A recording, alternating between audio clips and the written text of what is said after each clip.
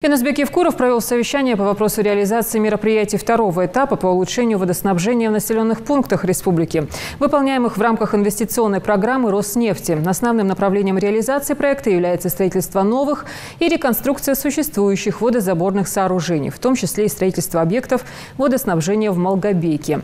Янузбек Евкуров заявил, что в рамках проведенной работы предусматривается бурение и обустройство 26 артезианских скважин, 51 километра водопроводных сетей, строительство 3 водонапорных резервуаров и 2 водонапорных емкостей, башни Рожновского, а также насосной станции, расположенной в Малгобеке. Глава Ингушетии отметил, что уже совсем скоро вопрос водоснабжения в ряде населенных пунктов будет закрыт. Так, в Плиеве проблему сможет решить водозабор Магасской магистрали.